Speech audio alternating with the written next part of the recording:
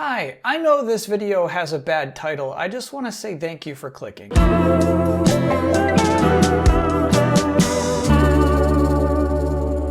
So the Super Mario Bros. Movie has made a lot of money already. It's the biggest opening of 2023. It's the biggest opening for an animated movie of all time. It's the biggest opening for a video game adaptation of all time. It's just one of those things where, because it's setting these records, it justifies the interest. If the movie does extraordinarily well, you gotta talk about it. If it bombs, you gotta talk about it. If it only does pretty good, you don't really have to bring it up.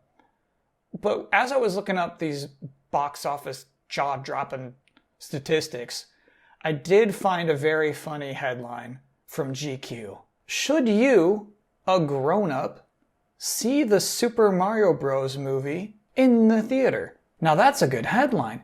And then what does that little subheader say? It's the biggest video-game movie of all time. Justify the interest. But if you're wondering whether one needs to be a child or an adult who has written Mario Kart fanfic to enjoy this unexpected box office smash, we've got you. They've got us. GQ's got us. If you're not familiar with GQ, it's a men's magazine brand.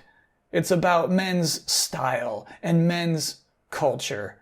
Generally upscale, generally finer tastes. So I thought this would be a pretty interesting article. Like, I love how they add "in the theater," because it suggests, in this context, that maybe it would be less appropriate to see this in public than it would in private. This film is a double no-no.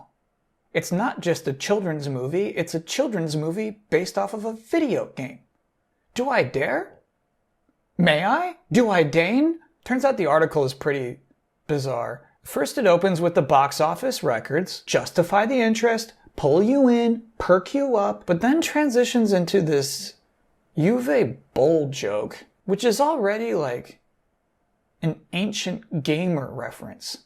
It's something Kotaku would make fun of 2 presidents ago. If you click on this link, it takes you to an article from 2008. Just a strange place to begin with.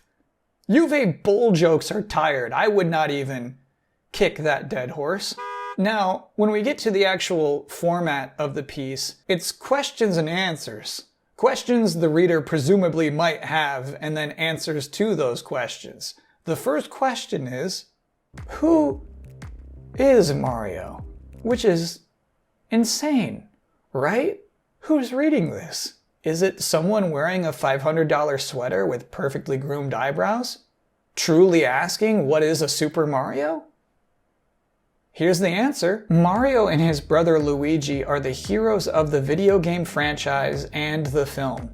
They are brothers with enormous mustaches who run a plumbing company. What is that? Who is satisfied with that response? Is it meant to be funny? We wonder at this point. Is this like a college humor thing?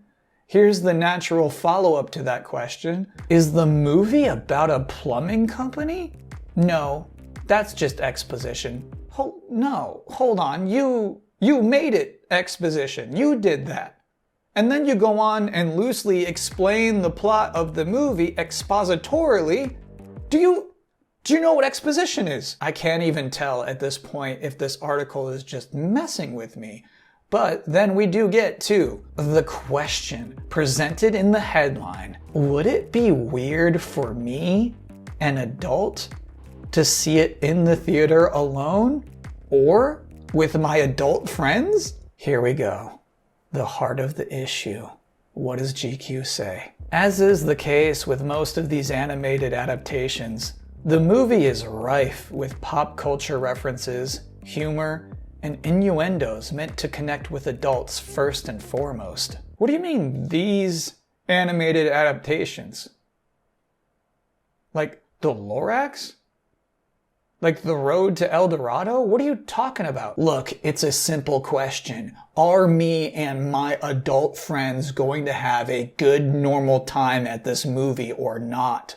Alright, this next part is a soft spoiler. If you haven't seen the movie yet, you might not want to know that this happens. There is a somewhat touching and almost completely out of place scene where Donkey Kong and Mario bond over how their dads never take them or their decisions seriously. This pathos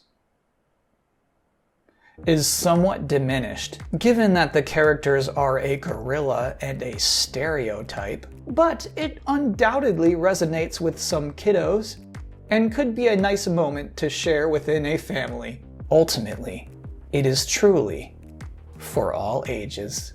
End article. You never answered the question, GQ.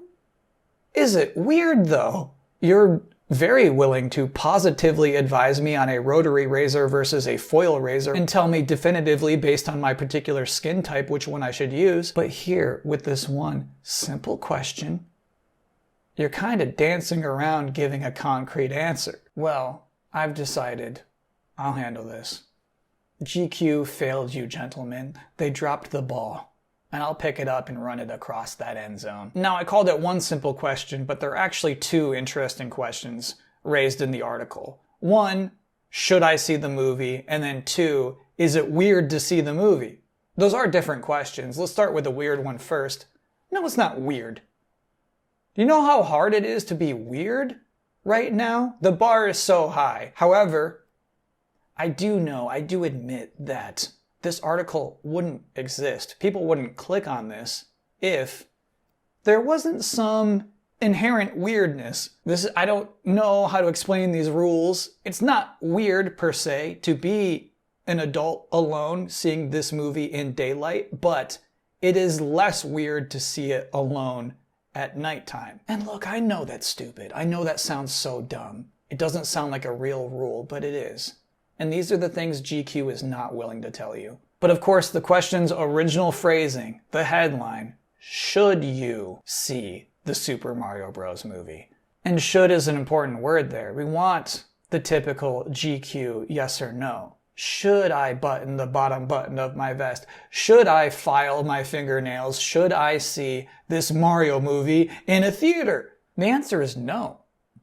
No. Should you? No. There's no entertainment important enough that it is something that one should feel obligated to consume. Right? From my perspective, I don't want to put that pressure on you. You should is like you should brush your teeth. Absolutely. You could play Mega Man Legends if you wanted to. But also I realize that is semantics I'm getting hung up on. Really, it's the recommendation. The reviews are out there. The tomato score is out there. Here's the real question that GQ readers who are both familiar enough to know this movie exists and have not decided whether they want to see it or not, here's the real question they're asking. Is this movie good enough to outweigh my discomfort in paying to go see it publicly? Would a gentleman recommend this movie? So, I'm going to do this like GQ would because there's particular instances. There's no one yes or no that applies to every gentleman. Here we go. Should I watch the Mario movie? If you like Mario games, yes. If you have never liked a Mario game, no. If you are primarily interested in innuendos meant to connect with adults first and foremost, no. If you're deeply insistent upon Cranky Kong sounding like Donkey Kong, no. If one of your adult friends is one of those people who likes to vocalize every reference they see on screen, no. All of you stay home. If your romantic partner is against this kind of thing, no. If GQ is paying you to write a fluffy article for deeply self-conscious but generally well-to-do men, yeah, you're gonna have to watch that movie. And if you don't fall into any of those particular categories, just, do whatever you want. That's delayed input for this week. Thanks for watching.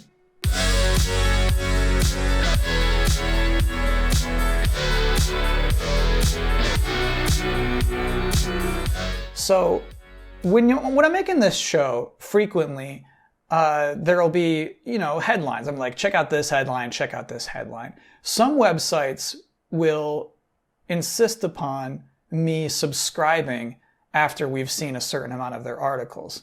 Bloomberg in particular, right? Bloomberg gives you one free article a month. Generally, that's enough.